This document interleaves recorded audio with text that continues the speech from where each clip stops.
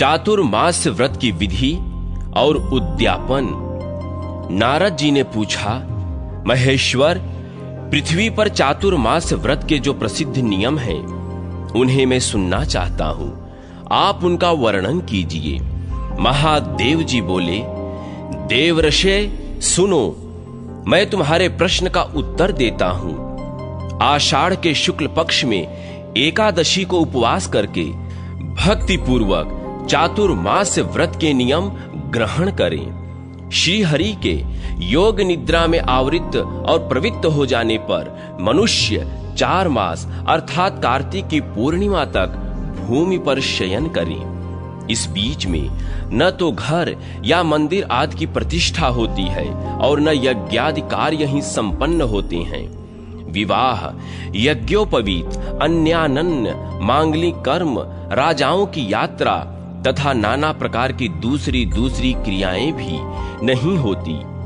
मनुष्य 1000 अश्वमेध यज्ञ करने से जिस फल को पाता है, वही चातुर्मास्य व्रत के अनुष्ठान से प्राप्त कर लेता है। जब सूर्य मिथुन राशि पर हो, तब भगवान मधुसूदन को शयन कराएं और तुला के राशि के सूर्य होने पर पुनः श्री हरि को शयन से उठाएं।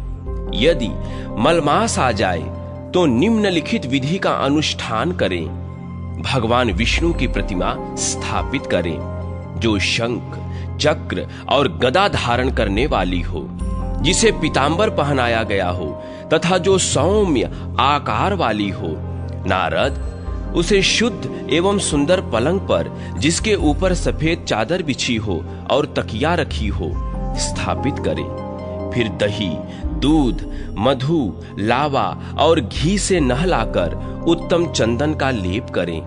तत्पश्चात धूप दिखाकर मनोहर पुष्पों से श्रृंगार करें। इस प्रकार उसकी पूजा करके निम्नांकित मंत्र से प्रार्थना करें। जगन्नाथ, आपके सो जाने पर यह सारा जगत सो जाता है तथा आपके जागृत होने पर संपूर्ण चराचर जगत जाग उठता है।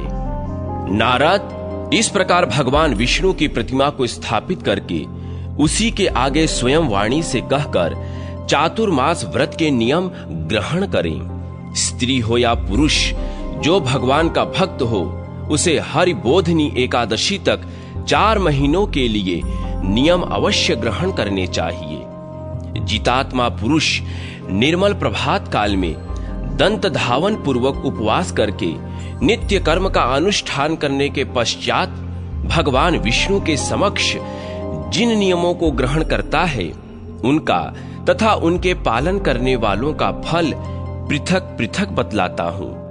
विद्वान, चातुर्मास्य में गुड़ का त्याग करने से मनुष्य को मधुरता की प्राप्ति होती है। इसी प्रकार तेल को त्याग देने से दीर्घायु संतान और सुगंधित तेल के त्याग से अनुपम सौभाग्य की प्राप्ति होती है। योगाभ्यासी मनुष्य ब्रह्म पद को प्राप्त हो जाता है। तांबूल का त्याग करने से मनुष्य भोग सामग्री से संपन्न हो जाता है। उसका कंठ सुरीला होता है। घी के त्याग से लावण्य की प्राप्ति होती है और शरीर चिकना हो जाता है। विप्रवर, फल का त्याग करने वाले को बहुत से पुत्रों की प्राप्ति होती है। जो चौमासे भर पलाश के पत्ते में भोजन करता है, वह रूपवान और भोग सामग्री से संपन्न हो जाता है। दही, दूध छोड़ने वाले मनुष्य को गोलोक मिलता है। जो मौन व्रत धारण करता है, उसकी आज्ञा भंग नहीं होती। जो स्थाली पाक बटलोई में भोजन बनाकर खाने का त्याग करता है, वह इंद्र का सिंहासन प्राप्त करता है। नारद, इस प्रकार के त्याग से धर्म की सिद्धि होती है। इसके साथ नमो नारायणाय का जप करने से 100 गुने फल की प्राप्ति होती है। चौमासे का व्रत करने वाला पुरुष पोखरे में स्नान करने मात्र से गंगा स्नान का फल पाता है। जो सदा पृथ्वी पर भोजन करता है, वह पृथ्वी का स्वामी होता है। श्री विष्णु की चरण वंदना करने से गोदान का फल मिलता है। उनके चरण कमलों का स्पर्श करने से मनुष्य कृत्य हो जाता है। प्रतिदिन एक समय भोजन करने वाला पुरुष अग्निष्टोम यज्ञ का फल भागी होता है। जो श्री विष्णु की 108 बार परिक्रमा करता है वह दिव्य विमान पर बैठकर यात्रा करता है। विद्वान पंचगव्य खाने वाले मनुष्य को चांद्रायण का फल मिलता है, जो प्रतिदिन भगवान विष्णु के आगे शास्त्र विनोद के द्वारा लोगों को ज्ञान देता है। वह व्यास स्वरूप विद्वान श्री विष्णु धाम को प्राप्त हो जाता है। तुलसी दल से भगवान की पूजा करके मानव वैकुंठ धाम में जाता है। गर्म जल का त्याग कर देने से पुष्कर तीर्थ में स्नान करने का फल मिलता है। जो पत्तों में भोजन करता है उसे कुरुक्षेत्र का फल मिलता है। जो प्रतिदिन पत्थर की शिला पर भोजन करता है उसे प्रयाग तीर्थ का पुण्य प्राप्त हो जाता है। चौमासे में कांसी के बर्तनों का त्याग करके अन्यान धातुओं के पात्रों का उपयोग करें। अन्य किसी प्रकार का पात्र न मिलने पर मिट्टी का ही पात्र उत्तम है, अथवा स्वयं ही पलाश के पत्तों पर लाकर उनके पत्तल बनाएं और उनसे भोजन का उत्तम काम ले। जो पूरे 1 वर्ष तक प्रतिदिन अग्निहोत्र करता है, जो वन में रहकर केवल पत्तों में ही भोजन करता है, उन दोनों को समान फल मिलता है। पलाश के पत्तों में किया हुआ भोजन चांद्रायण के समान माना गया है। पलाश के पत्तों में एक बार का भोजन त्रिरात व्रत के समान पुण्यदायक और बड़े बड़े पातकों का नाश करने वाला बताया गया है। एकादशी के व्रत का जो पुण्य है वही पलाश के पत्ते में भोजन करने का भी है। उससे मनुष्य सब प्रकार के दानों तथा समस्त तीर्थों का फल प्राप्त कर लेता है। कमल के पत्तों में भोजन करने से कभी नरक नहीं देखना पड़ता। ब्राह्मण उसमें भोजन करने से वैकुंठ को जाता है। ब्रह्मा जी का महान वृक्ष पलाश पापों का नाशक और संपूर्ण कामनाओं का दाता है।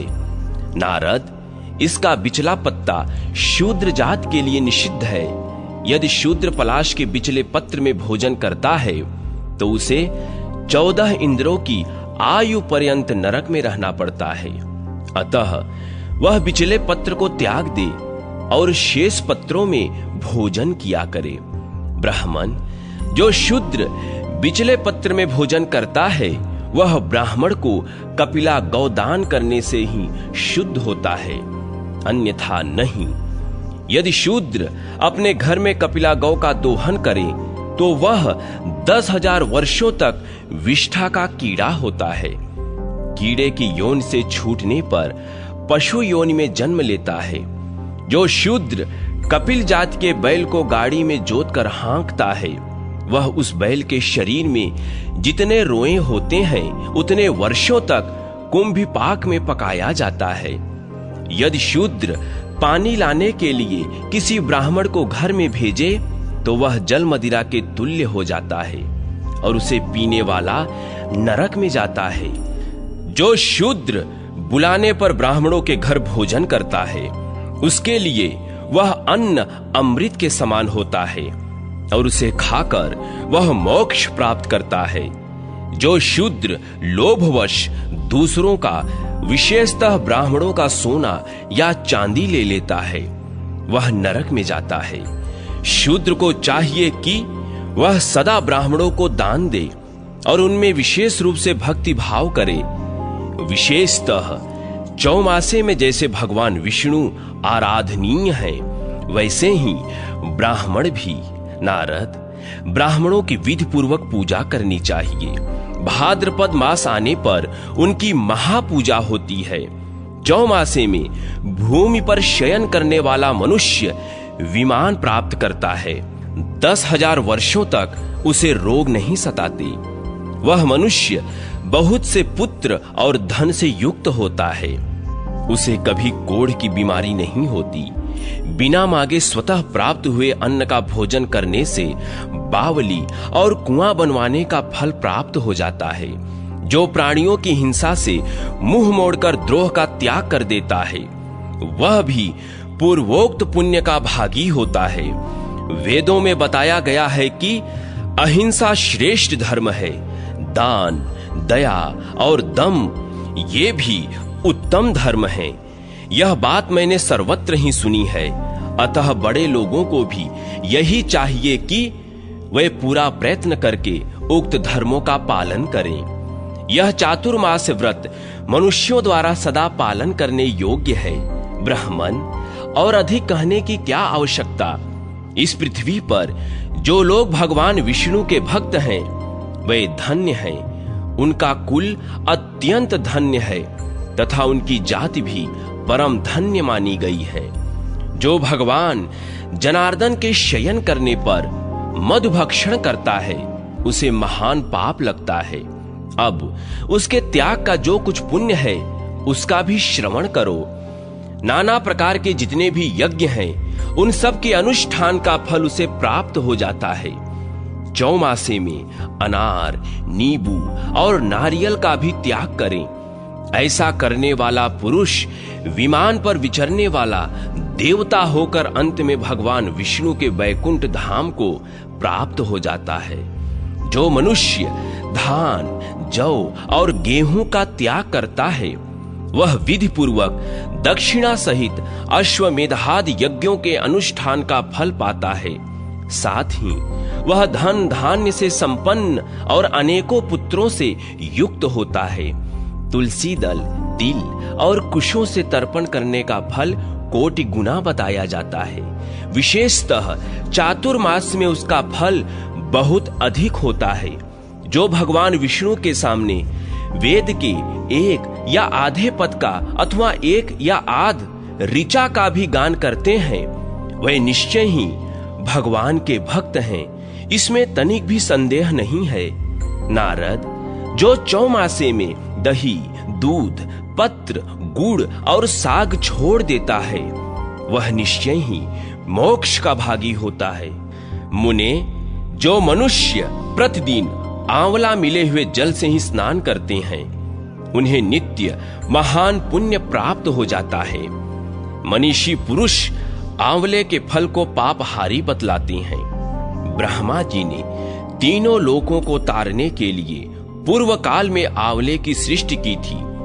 जो मनुष्य चौमासे भर अपने हाथ से भोजन बनाकर खाता है वह 10,000 वर्षों तक इंद्रलोक में प्रतिष्ठित होता है। जो मौन होकर भोजन करता है वह कभी दुख में नहीं पड़ता। मौन होकर भोजन करने वाले राक्षस भी स्वर्गलोक में चले जाते हैं। यदि पके हुए अन्न में कीड़े मकोड़े पड़ जाएं तो वह अन्न अशुद्ध हो जाता है। यदि मानव उस अपवित्र अन्न को खा ले तो वह दोष का भागी होता है। मौन होकर भोजन करने वाला पुरुष निसंदेह ही स्वर्गलोक में जाता है। जो बात करते हुए भोजन करता है उसके वार्तालाप से अन्न अशुद्ध हो जाता है। वह केवल पाप का भोजन करता है। अतः मौन धारण अवश्य करना चाहिए। नारद, मौनावलंबन पूर्वक जो भोजन किया जाता है उसे उपवास के समान जानना चाहिए।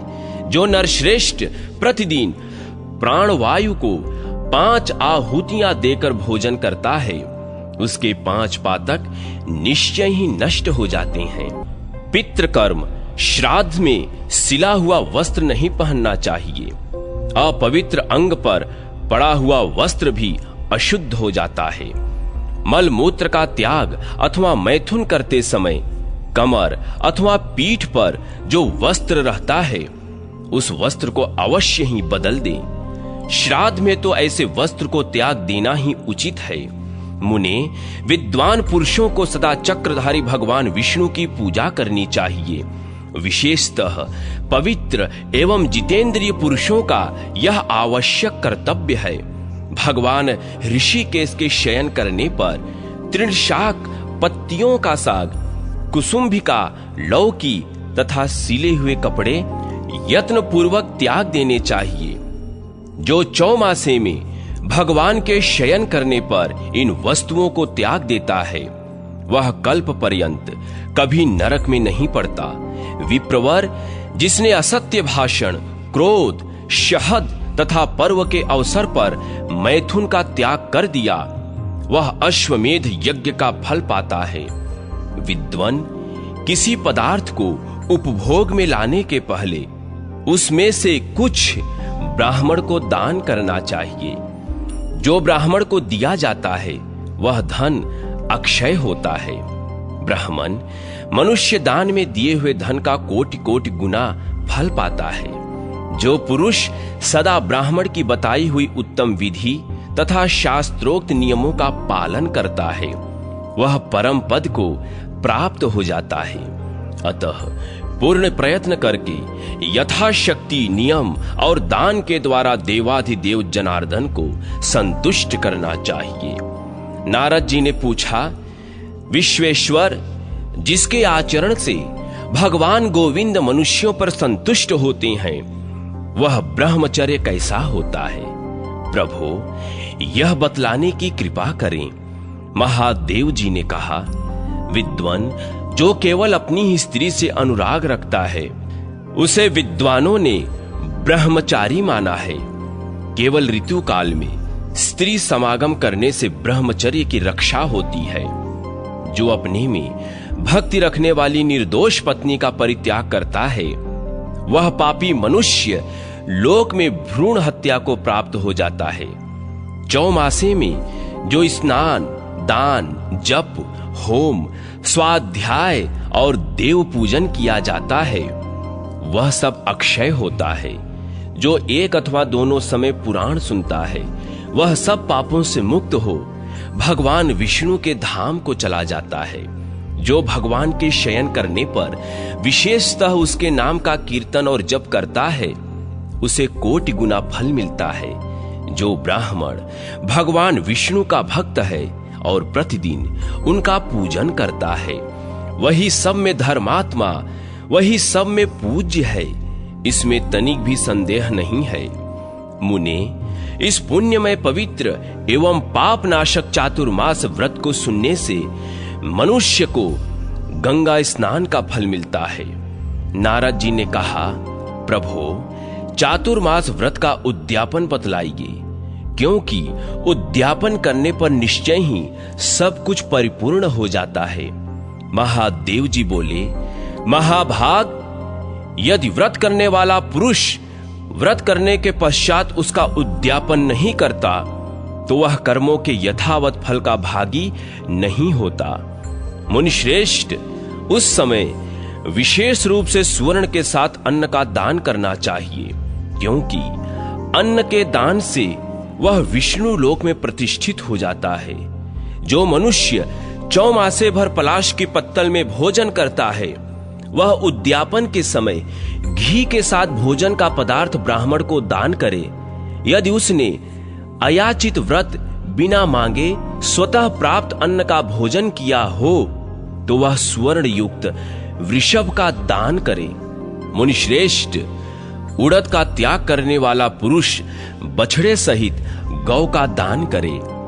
आंवले के फल से स्नान का नियम तथा उसका पालन करने वाला मनुष्य एक मासा सुवर्ण दान करे।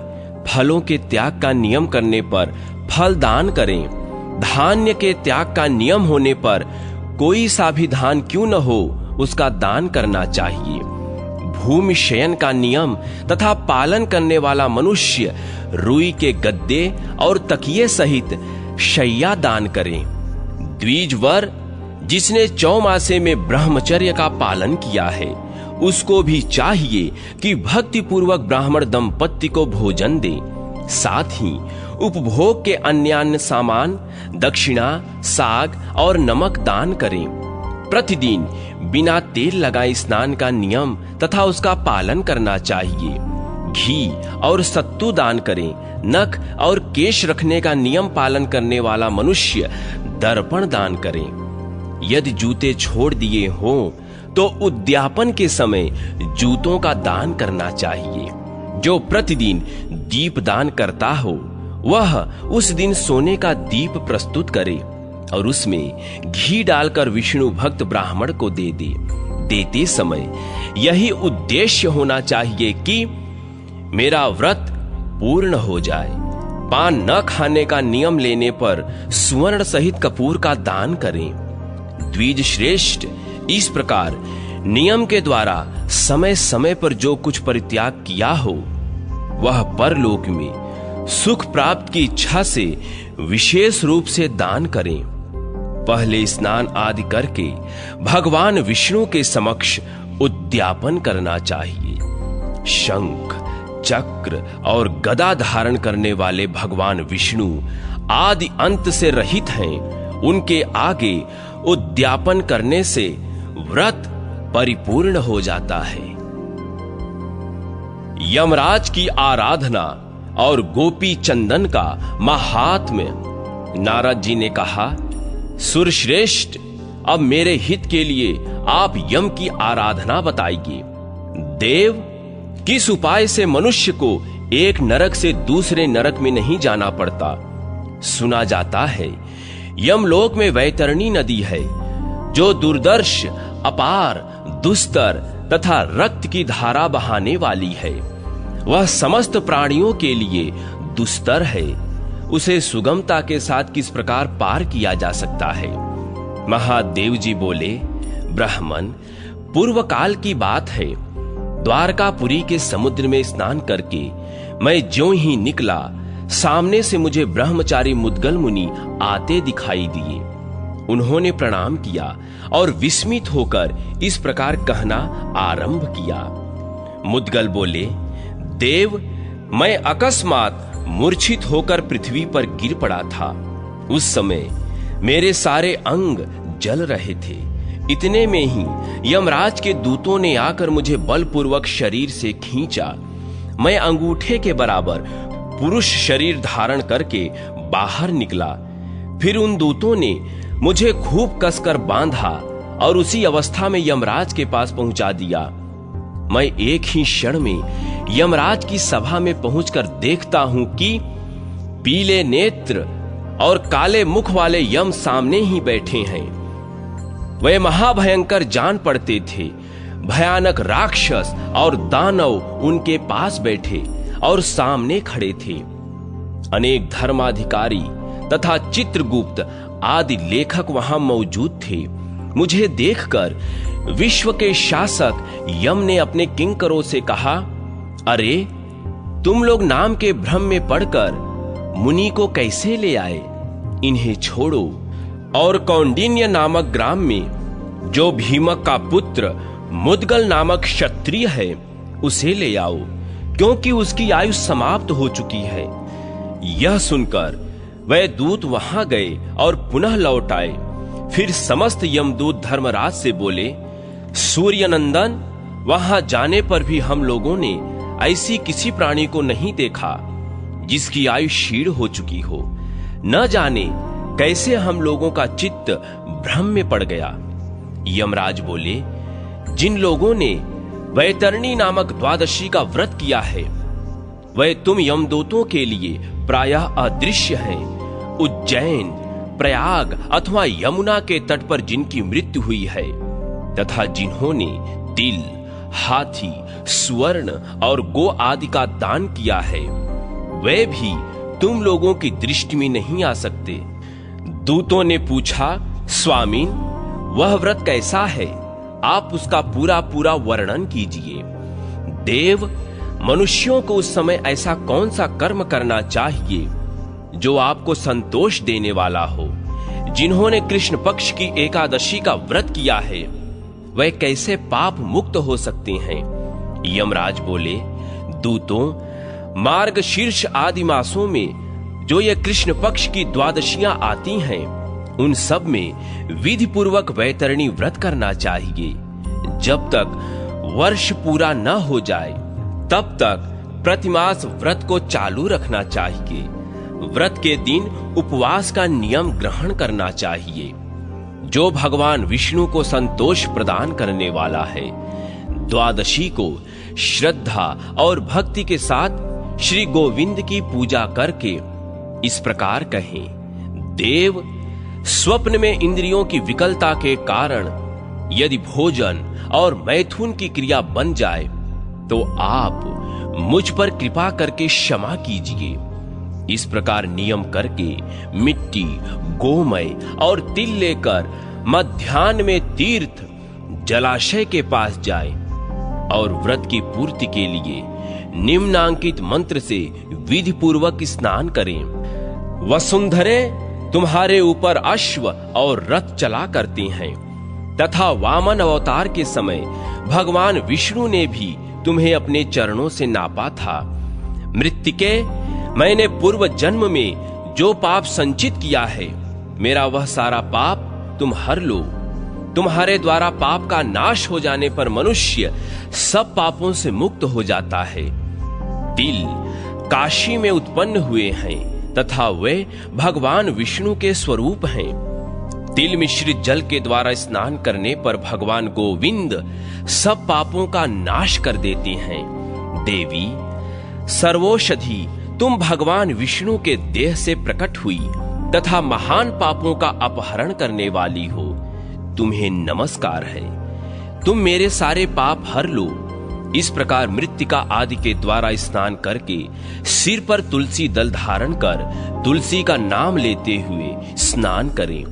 यह स्नान ऋषियों द्वारा बताया जाता है, इसे विधि पूर्वक करना चाहिए। इस तरह स्नान करने के पश्चात जल से बाहर निकलकर 2 शुद्ध वस्त्र ग्रहण करें। फिर देवताओं और पितरों का तर्पण करके श्री विष्णु का पूजन करें। उसकी विधि इस प्रकार है।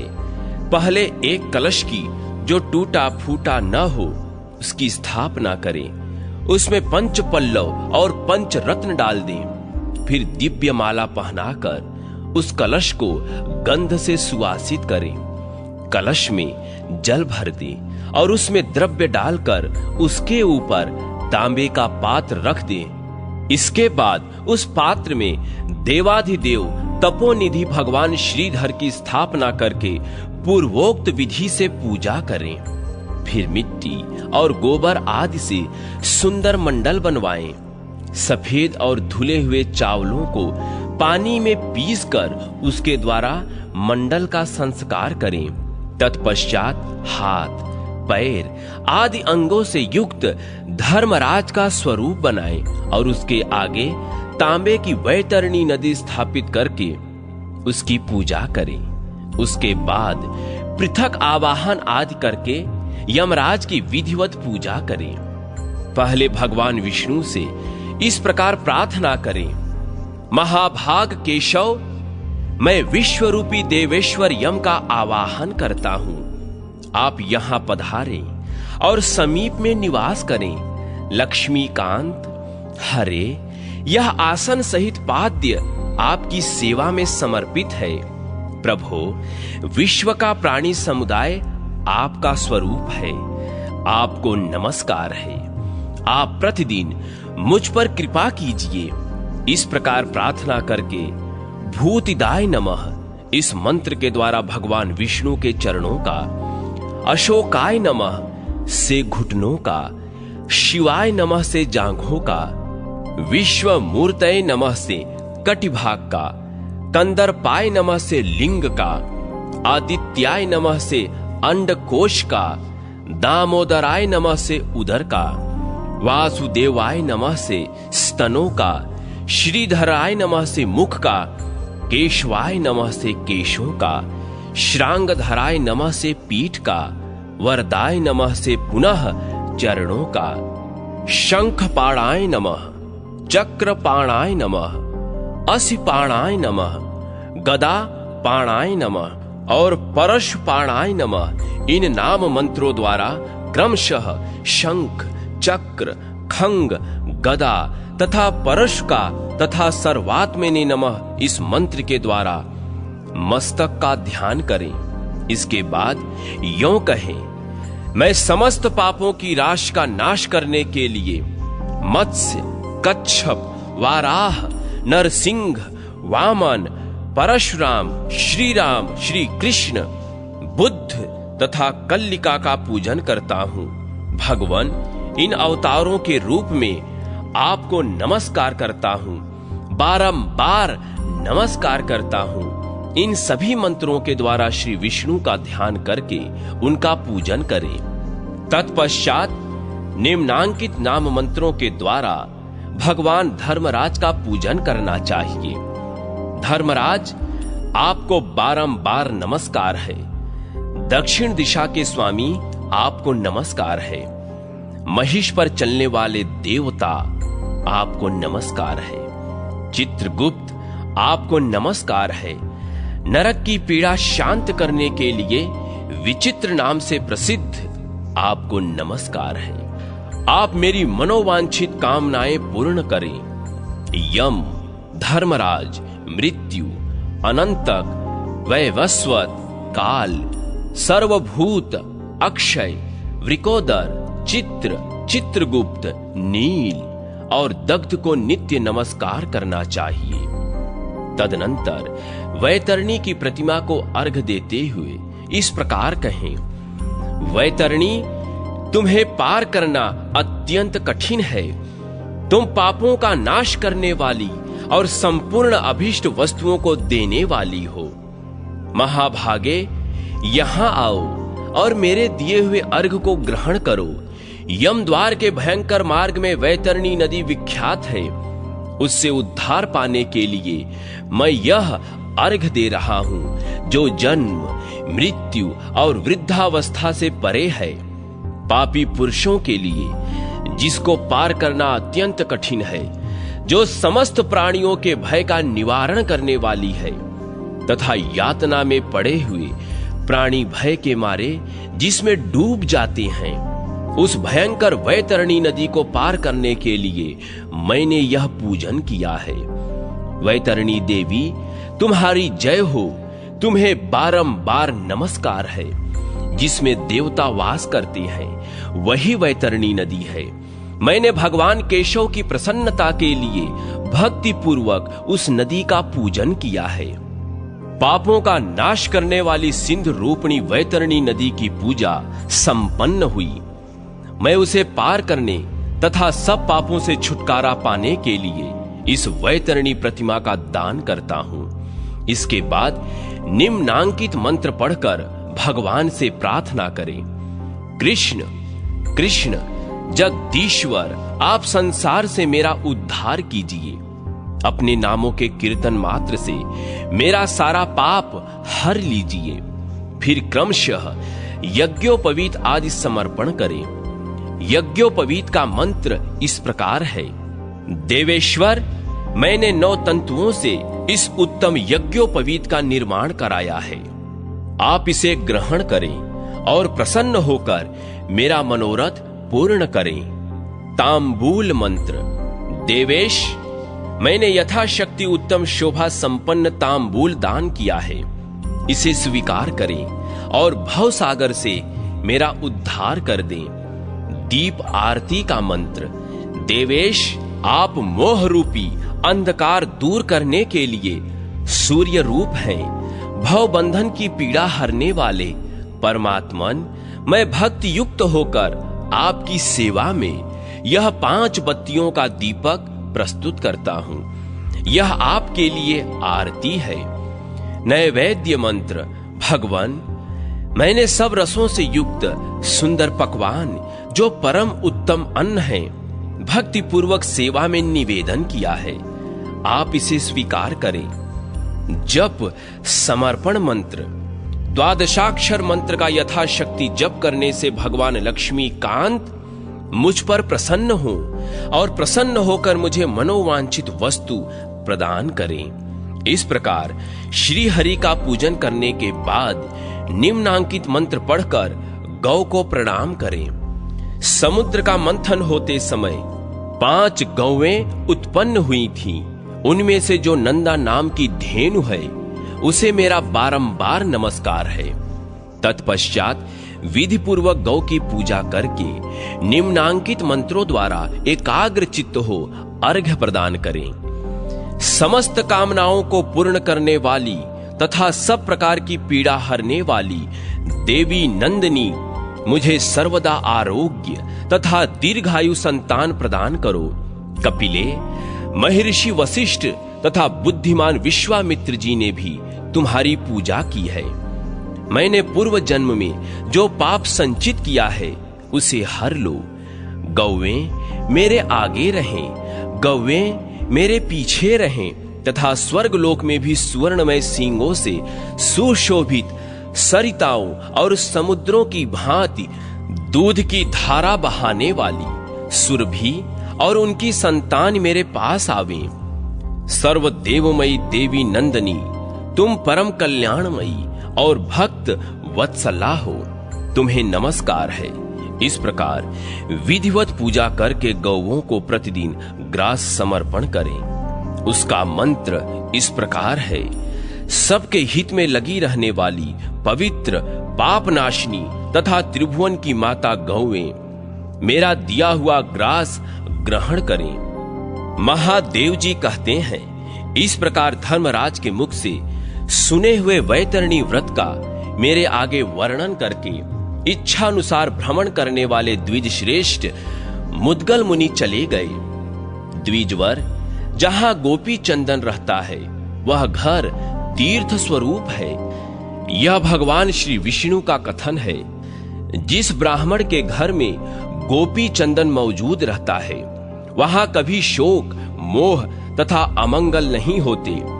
जिसके घर में रात दिन गोपी चंदन प्रस्तुत रहता है उसके पूर्वज सुखी होते हैं तथा सदा उसकी संतति बढ़ती है।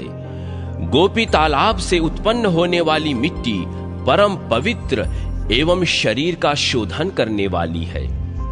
देह में उसका लेप करने से सारे रोग नष्ट होते हैं तथा मानसिक चिंताएं भी दूर हो जाती हैं। अतः पुरुषों द्वारा शरीर में धारण किया हुआ गोपी चंदन संपूर्ण कामनाओं की पूर्ति तथा मोक्ष प्रदान करने वाला है। इसका ध्यान और पूजन करना चाहिए। यह मल दोष का विनाश करने वाला है। इसके स्पर्श मात्र से मनुष्य पवित्र हो जाता है। वह अंतकाल में मनुष्यों के लिए मुक्तिदाता तथा परम पवित्र एवं पावन है। द्विज श्रेष्ठ, मैं क्या बताऊं, गोपी चंदन मोक्ष प्रदान करने वाला है। भगवान विष्णु का प्रिय तुलसी काष्ठ, उसके मूल की मिट्टी, गोपी चंदन तथा हरि चंदन, इन चारों का एक में मिलाकर विद्वान पुरुष अपने शरीर में लगाए। जो ऐसा करता है उसके द्वारा जम्बू द्वीप के समस्त तीर्थों का सदा के लिए सेवन हो जाता है। जो गोपी चंदन को घिसकर उसका तिलक लगाता है वह सब पापों से मुक्त हो श्री विष्णु के परम पद को प्राप्त हो जाता है। जिस पुरुष ने गोपी चंदन धारण कर लिया उसने मानो गया में जाकर अपने पिता का श्राद्ध, तर्पण आदि सब कुछ कर लिया। वैष्णवों के लक्षण और महिमा तथा श्रवण द्वादशी व्रत की विधि और महात्म कथा। महादेव जी कहते हैं, नारद सुनो, अब मैं वैष्णवों के लक्षण बताऊंगा जिन्हें सुनकर लोग ब्रह्म हत्या आदि पातकों से मुक्त हो जाते हैं। भक्त भगवान विष्णु का होकर रहा है, इसलिए वह वैष्णव कहलाता है। समस्त वर्णों की अपेक्षा वैष्णव को श्रेष्ठ कहा गया है। जिनका आहार अत्यंत पवित्र है उन्हीं के वंश में वैष्णव पुरुष जन्म धारण करता है। ब्राह्मण जिनके भीतर क्षमा, दया, तपस्या और सत्य की स्थिति है उन वैष्णवों के दर्शन मात्र के आग से रुई की भांति सारा पाप नष्ट हो जाता है। जो हिंसा से दूर रहता है, जिसकी मति सदा भगवान विष्णु में लगी रहती है, जो अपने कंठ में तुलसी काष्ठ की माला धारण करता है, प्रतिदिन अपने अंगों में 12 तिलक लगाए रहता है तथा विद्वान होकर धर्म और अधर्म का ज्ञान रखता है, वह मनुष्य वैष्णव कहलाता है। जो सदा वेद शास्त्र के अभ्यास में लगे रहते, प्रतिदिन यज्ञों का अनुष्ठान करते तथा बारंबार वर्ष के 24 उत्सव मनाते रहते हैं, उनका कुल परम धन्य है। उन्हीं का यश विस्तार को प्राप्त होता है तथा वे ही लोग संसार में धन्यतम एवं भगवत भक्त हैं। ब्राह्मण जिसके कुल में एक ही भगवत भक्त पुरुष उत्पन्न हो जाता है, उसका कुल बारंबार उस पुरुष के द्वारा उद्धार को प्राप्त होता रहता है। वैष्णवों के दर्शन मात्र से ब्रह्म हत्यारा भी शुद्ध हो जाता है। महामुने, इस लोक में जो वैष्णव पुरुष देखे जाते हैं, तत्ववेत्ता पुरुषों को उन्हें विष्णु के समान ही जानना चाहिए। जिसने भगवान विष्णु की पूजा की, उसके द्वारा सबका पूजन हो गया। जिसने वैष्णवों की पूजा की, उसने महादान कर लिया। जो वैष्णवों को सदा फल, पत्र, साग, अन्न अथवा वस्त्र दिया करते हैं, वे इस भूमंडल में धन्य हैं। ब्राह्मण, वैष्णवों के विषय में अब और क्या कहा जाए? बारंबार अधिक कहने की आवश्यकता नहीं है। उनका दर्शन और स्पर्श सब कुछ सुखद है। जैसे भगवान विष्णु है, वैसे ही उनका भक्त वैष्णव पुरुष भी है। इन दोनों में कभी अंतर नहीं रहता। ऐसा जानकर विद्वान पुरुष सदा वैष्णवों की पूजा करे। जो इस पृथ्वी पर एक ही वैष्णव ब्राह्मण को भोजन करा देता है, उसने सहस्त्रों ब्राह्मणों को भोजन करा दिया। इसमें तनिक भी संदेह नहीं है। नारद जी ने कहा, सुरश्रेष्ठ, जो सदा उपवास करने में असमर्थ हैं, उनके लिए कोई एक ही द्वादशी का व्रत जो पुण्यजनक हो बतलाइए। महादेव जी बोले, भाद्रपद मास के शुक्ल पक्ष में जो श्रवण नक्षत्र से युक्त द्वादशी होती है, वह सब कुछ देने वाली, पुण्यमयी तथा उपवास करने पर महान फल देने वाली है। जो नदियों के संगम में नहाकर उक्त द्वादशी को उपवास करता है, वह अनायास ही 12 द्वादशियों का फल पा लेता है। बुधवार और श्रवण नक्षत्र से युक्त जो द्वादशी होती है, उसका महत्व बहुत बड़ा है। उस दिन किया हुआ सब कुछ अक्षय हो जाता है।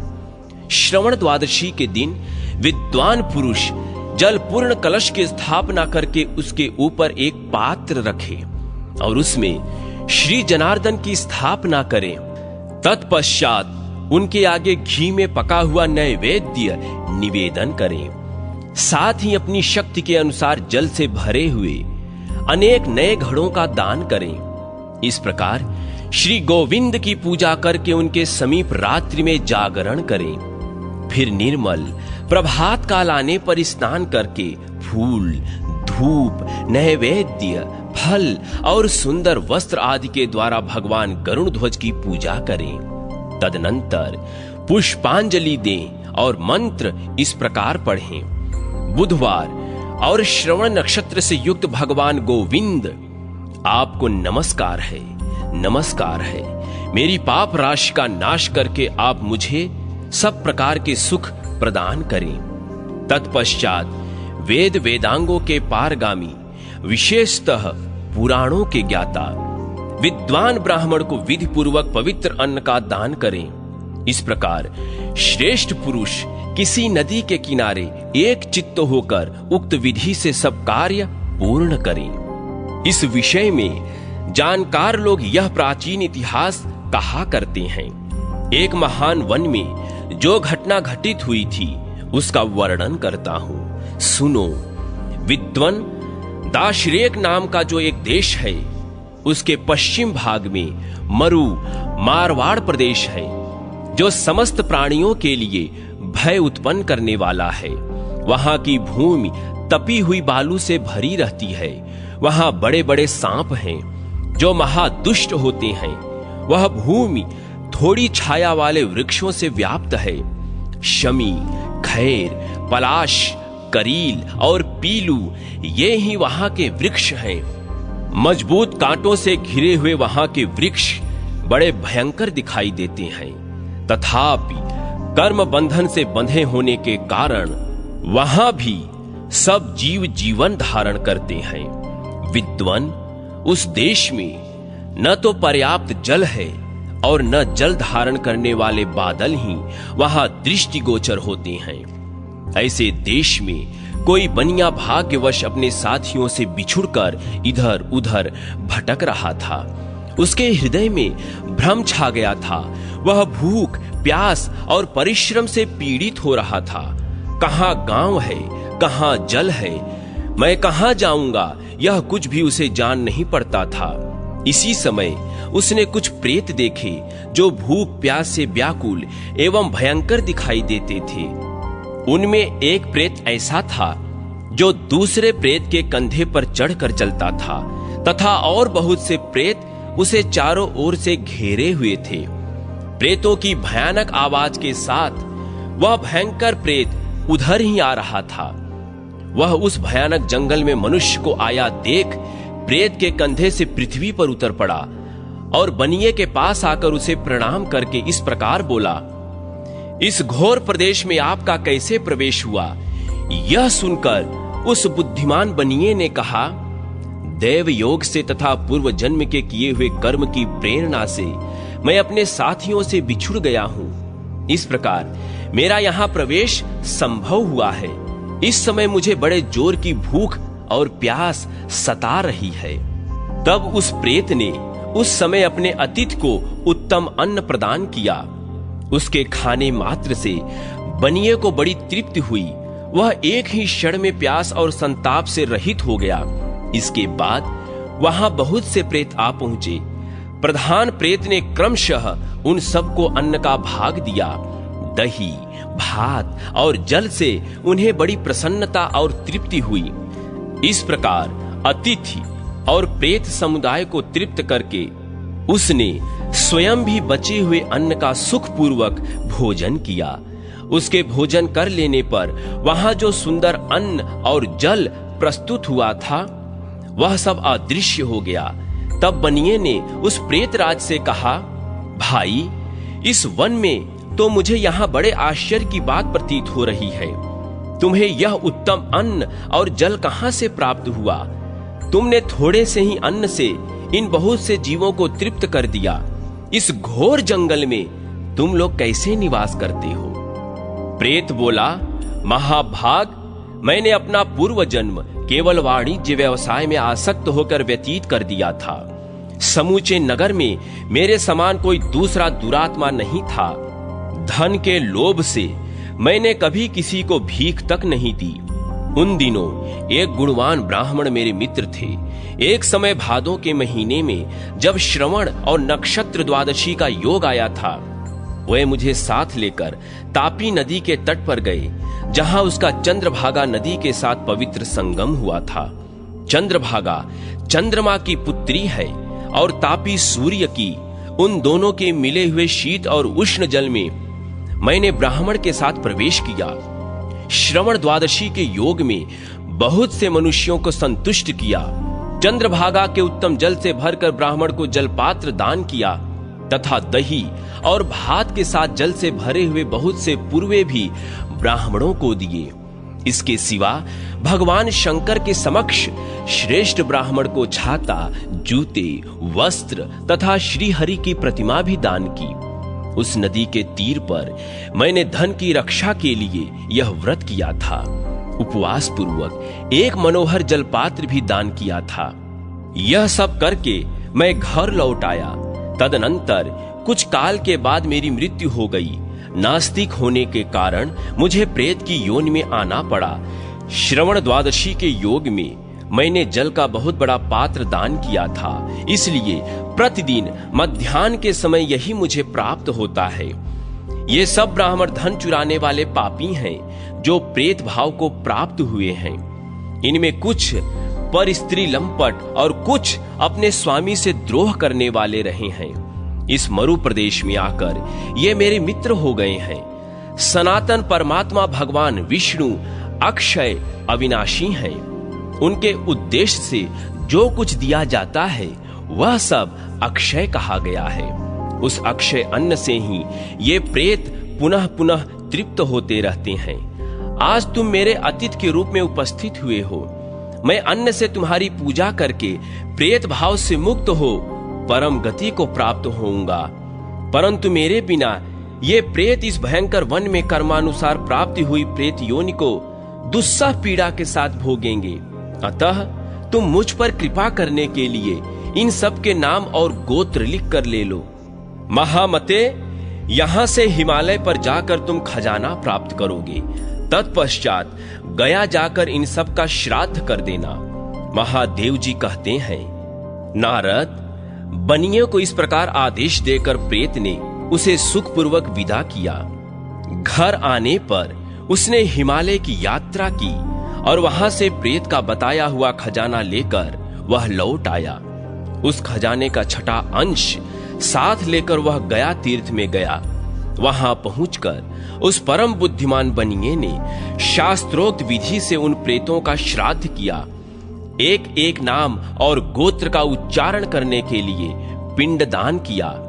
वह जिस दिन जिसका श्राद्ध करता था उस दिन वह आकर स्वप्न में बनिए को प्रत्यक्ष दर्शन देता और कहता, हे महाभाग, तुम्हारी कृपा से मैंने प्रेत भाव को त्याग दिया और अब मैं परम गति को प्राप्त हो रहा हूं। इस प्रकार वह महामना वैश्य गया तीर्थ में प्रेतों का विधि पूर्वक श्राद्ध करके बारंबार भगवान विष्णु का ध्यान करता हुआ अपने घर लौट आया।